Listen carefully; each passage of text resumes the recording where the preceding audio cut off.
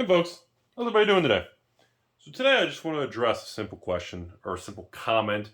Um, the most common thing I just wanted to address, it's been a while, is that the concept that it's too late. The concept that the average person's missed out, and the concept that, you know, all new product in the collectible world is, easy money's been made, there's nothing there. You're buying in at the top. I've heard that. I've probably been told that and heard that on YouTube now for 6 years. I hear that in the stock market. I hear that in real estate. I hear it in crypto. I hear it in just collectibles. It really can be applied to almost anything. And of course, I was the same guy in 2012, 13 when I heard about Bitcoin and I made fun of it. And who would buy virtual things that aren't real? And then at the same time, in 2012, I started playing Diablo 3, and I made $10,000 to $15,000 in 12 months selling virtual items in the Diablo 3 official auction house. And I couldn't believe it. Every day I'd list my 10 items, I'd go to bed, I'd wake up the next morning, all 10 things would be sold. And I thought it was the most bizarre thing that I could be playing a video game and farming virtual pixels and then getting paid $10, $20, $30, $40 a day. It was the most weird, bizarre thing to me. So this video is going to be focused around Magic mostly instead of all the other categories, but I want to focus just on Magic right now, and that's, in 2016, people said new sealed product in Magic's and Wizards of the Coast new products and blah, blah, blah, Papa Hasbro. All these items were printed to oblivion. They're going to be worthless. They're not going to go anywhere. It's all a scam, blah, blah, blah. Seriously, if you ever get bored, and you really shouldn't waste your time on this, but it's a good case study. Seriously, folks, get bored. Google Alpha Investments space Rudy on Google. And usually the first result or two will be like YouTube or Reddit. I encourage you to click on Reddit and read and look at all the old Alpha Investment conversations about me from 2016, 2017, 2018. Those are the absolute gems. They are priceless time capsules. And I encourage people with a 2021 perspective, take a few minutes and just look at it and look at the conversations between all these random internet keyboard warriors and learn about the perspective and try to put yourself on what they believed was happening 5 years ago in 2016 or 17.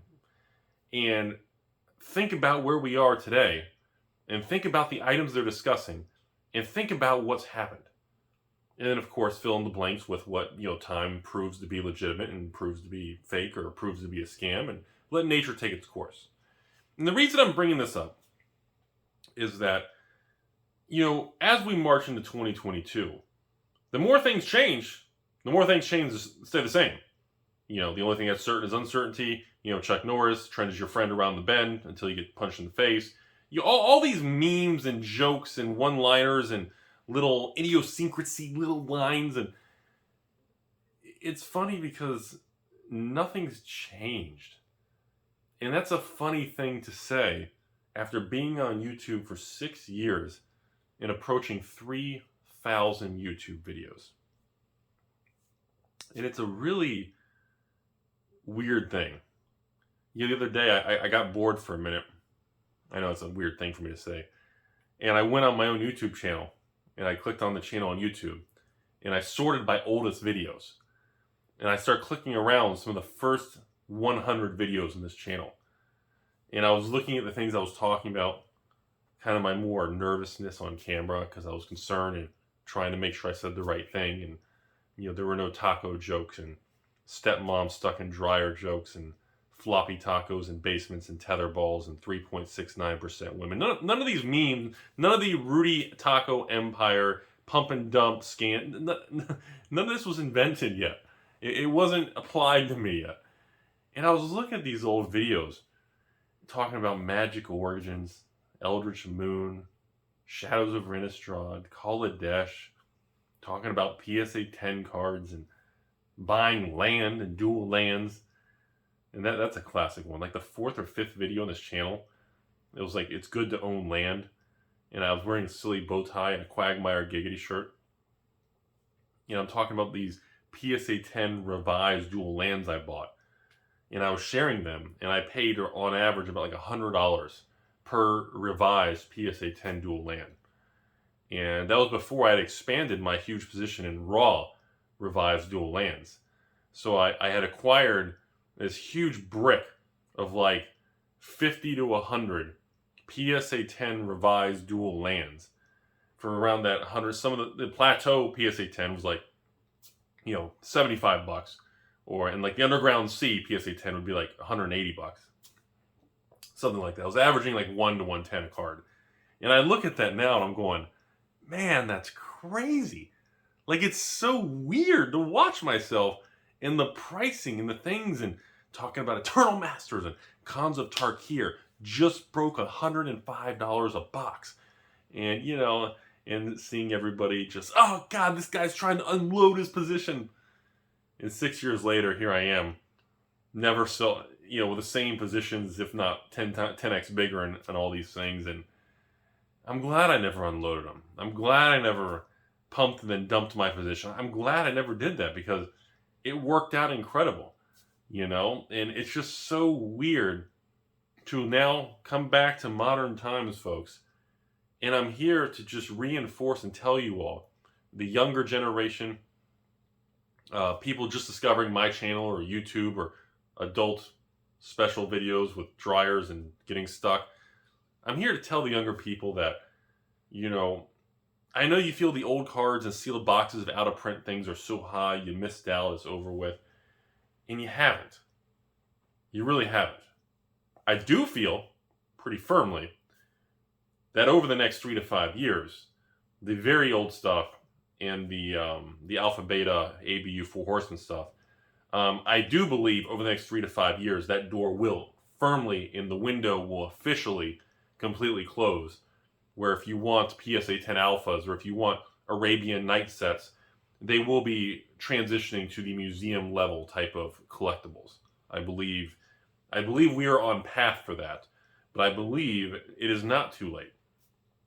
I've been happy that we haven't hit that point where it is too late, because it still allows me to buy collections and film collection videos, and because there will be a point where those videos are going to come to an end. I mean, it is not possible for me to continue to buy collector's edition sets and, you know, Arabian sets and, you know, ABU cards, and there's going to be a point where it's just the law of large numbers, and just the quantity I'd like to buy and the quantity for sale, it is just going to come to an end.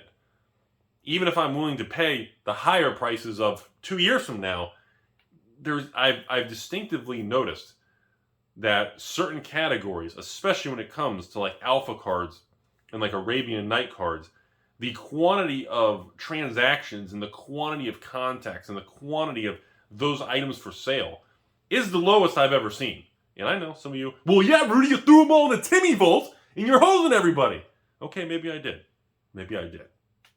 But, you know, the amount of context I get for that, even if I matched a buy list on an Arabian Night set, even if I matched the whole buy list, it was gem mint, and I paid an extra, I don't know, $5,000 over it, you know, I don't think it would make a difference anymore. In my experience of doing this for a very long period of time, transactions and deals are more of an instinct, comfort zone, trust process, and, you know, not really much has changed. In the last 5 years I've done videos and done collection buying, you know, I paid 60, 70 cents on the dollar for 5 years. I think I had one period of time where I paid that 30 to 40 cents in the middle of 2020, but that was it. That's the whole video. I just want you all to know it's not too late. It's not over. And there's still opportunity. Seriously. Don't think you missed out.